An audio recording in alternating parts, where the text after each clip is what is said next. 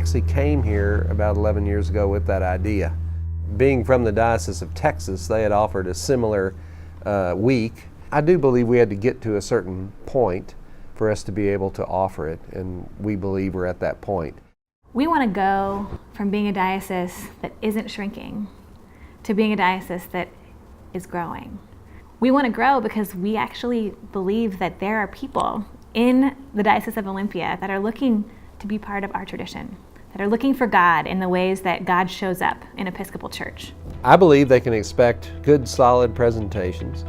I think they can expect a lot of interaction. We're going to have fun. We plan to have some self-organizing groups. They'll sign up and just go gather in a room and learn from one another. Everyone will come the first day and learn about their own size. We'll talk about what it means to experience life in that size, what the challenges are, what some potential solutions might be. But then you stick around for the next day.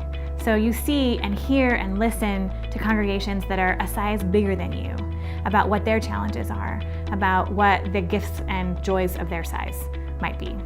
Having it set up so that parishes of the same size, who are in the same developmental cycle, you might say, and was just so perfect because you also get to network with people that are living through the same things you are. One thing that will happen in this conference is that we'll set up the congregation based on the size we're going to, not the size we are. Every size has certain characteristics. Every size has certain and distinct and unique problems. They also have distinct and unique ways that they connect with one another and live as a community. And so this conference is an attempt to help understand that. The congregational size model that we use here in the diocese talks about churches just in terms of whether they're very small, medium, large, or very large. In every size I would talk about, it's a double-edged sword. Any strength can also be the weakness. And the very small congregations are the places that have less than 50 people on average on a Sunday. These are our congregations that really feel like families. They model community for the rest of us. They really know how to care for each other. Closeness, the knowledge of everyone that's there. And as we all know, that comes with the other side too. Some of the challenges, I think, of being very small is that usually small churches don't have the financial capacity to have a full-time or sometimes even to have a clergy person at all. Our small congregations are the congregations that are a little bit larger. They have a little bit more to work with in terms of financial resources and also people resources. You know, somewhere between 50 and 75. They're still functioning as a kind of large family. You know, it's not just the closeness of knowing every single person, but it's the closeness of being in a group that you can see growing into bigger things. If there's challenges to being small, it's similar to being very small.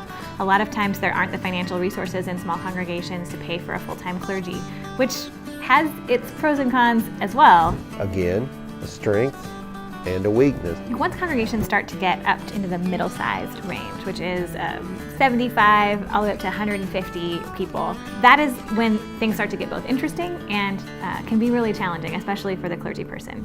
That particular size is a difficult one because the whole thing is about transition. It's about really getting to the size where you don't know everyone. Most of these congregations have enough financial resources and people resources to have a fuller ministry program, but usually there's still just one clergy person. But it's also a size of great energy and great passion, and it's chaotic, and it's hard to deal with, and there's a lot of heartache in that. So this is a size that can be a challenge sometimes because one clergy person doing everything can be hard. Again, a double-edged sword. Moderately large congregations are full program and also full staff congregations. They range in size from 150 all the way up to 400. One of the real advantages to being moderately large is that you have the people resources and the financial resources.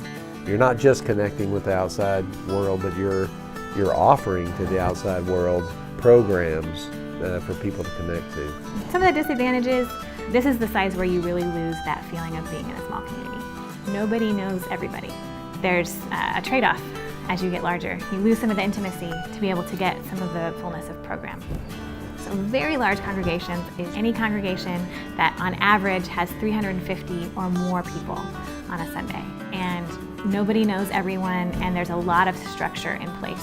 There's advantages. These are the congregations that have the financial resources and the people resources to really be powerful in their cities, in their neighborhoods, and in the individual lives of the human beings that are part of their community. They have a lot of vicarious members. There are people all over this city, for instance, that would call St. Mark's their church, but they probably haven't been there in years. I think the trade-off with very large congregations is that it's hard to figure out how to have personal connections. How very large churches manage their community life can be a challenge. So it's great that we have a spectrum of those sizes across our diocese. And this conference is about helping those of us who live in these to know more about those things so that we can work to strengthen whatever size it is we are.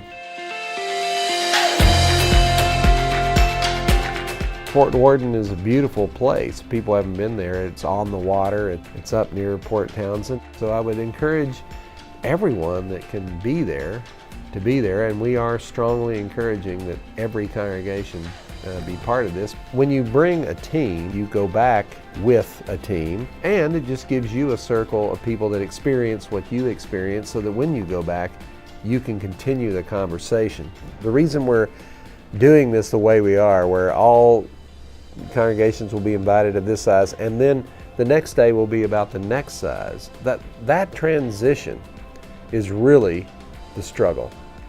So I think the challenge for people and for congregations that we're inviting to this conference is, do you actually believe you can grow?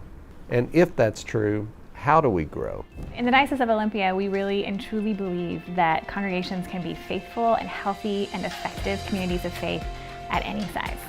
Right? There's pros and cons to being very small, there's pros and cons to being very large. But the question that we want to ask, especially at this conference, is what size is God calling you to be? And so our hope is that what we can do is equip congregations to be the best that they can be at the size that they are, while at the same time inviting them to consider the possibility that they're being called to grow. I want to cop to the fact that I do think this conference is about how to grow your church. I don't think bigger is better. I think what the conference ultimately is about is leadership. That's why it's called the Bishop's Leadership Conference. And it's ultimately about strengthening the reality you have in your specific context, wherever you are, and giving you more knowledge and identity about what it is to be the size that you are. But it is a hopeful conference in the idea that we actually own the idea that we could grow.